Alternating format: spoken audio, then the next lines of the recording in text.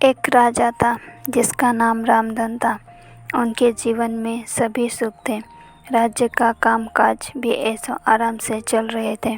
राजा के नैतिक गुणों के कारण प्रजा भी बहुत प्रसन्न थी और जिस राज्य में प्रजा खुश रहती है वहाँ की आर्थिक व्यवस्था भी दुरुस्त होती है।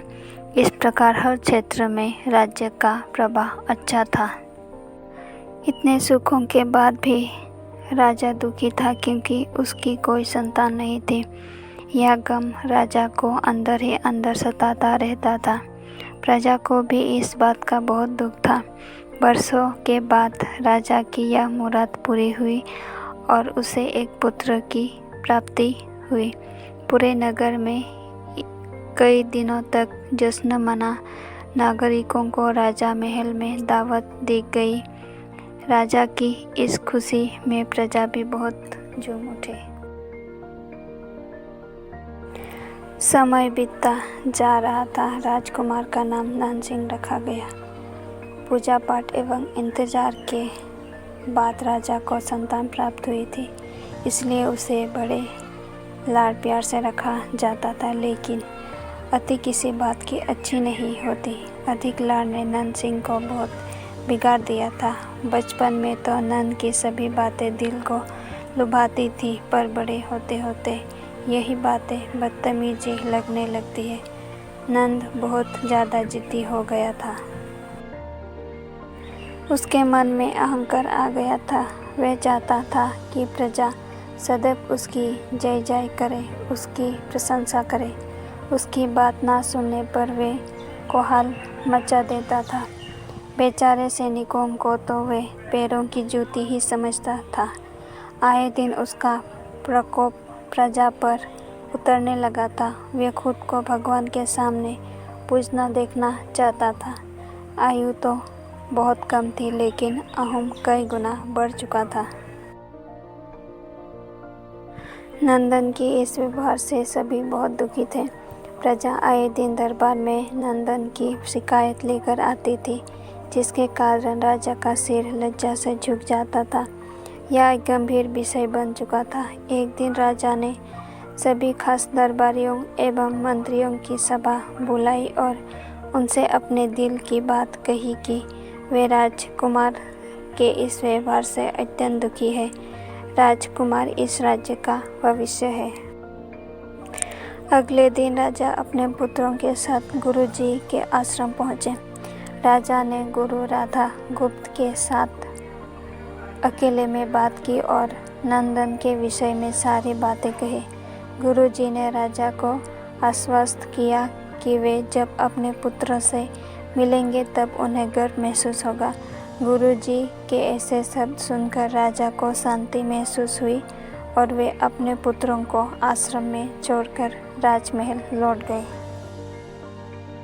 दूसरे दिन उसने भिक्षा मांगना शुरू किया। शुरुआत में उसके बोल के कारण उसे कोई भिक्षा नहीं देता था, लेकिन गुरुकुल में सभी के साथ बैठने पर उसे आधा पेट भोजन मिल जाता था। धीरे धीरे उसे मीठे बोल का महत्व समझ आने लगा और करीब 1 महीने बाद नंदन को भरपेट भोजन मिला, जिसके बाद उसके व्यवहार में बहुत से परिवर्तन आए।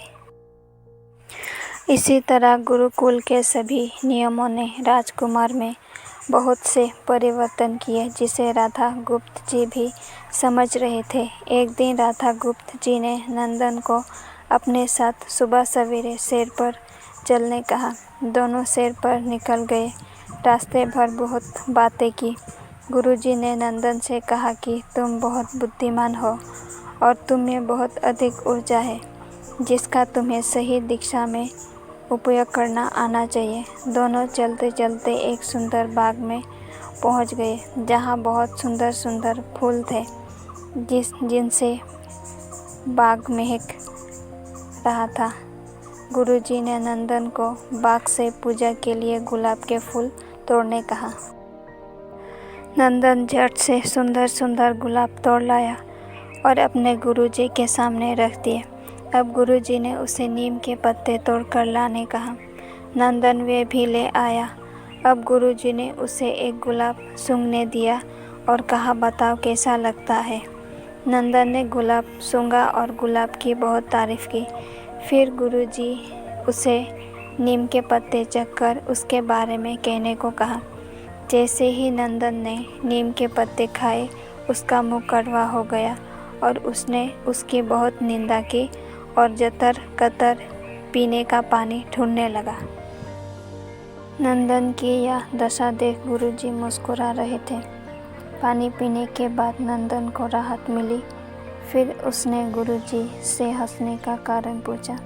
तब गुरुजी ने उससे कहा कि जब तुमने गुलाब का फूल सूंघा तो तुम्हें उसकी खुशबू बहुत अच्छी लगी और तुमने उसकी तारीफ़ की, लेकिन जब तुमने नीम की पत्तियाँ खाई तो तुम्हें वे कड़वी लगी और तुमने उसे थूक दिया और उसकी निंदा भी की।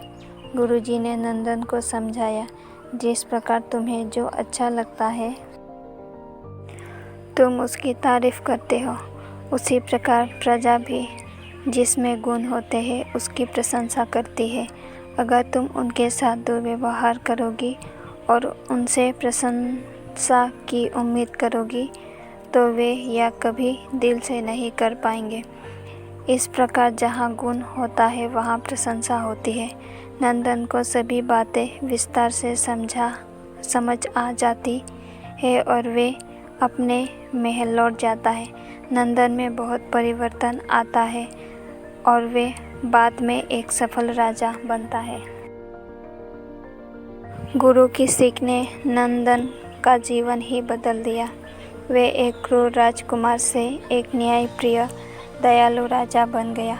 इस कहानी से हमें यही शिक्षा मिलती है कि हमें गुण होंगे तो लोग हमें हमेशा पसंद करेंगे, लेकिन अगर हम अवगुणी हैं तो हमें प्रशंसा कभी नहीं मिल सकती। अगर आपको ये कहानी पसंद आई तो लाइक, और अगर आप इस चैनल में नई हैं तो मेरे चैनल को सब्सक्राइब ज़रूर करें।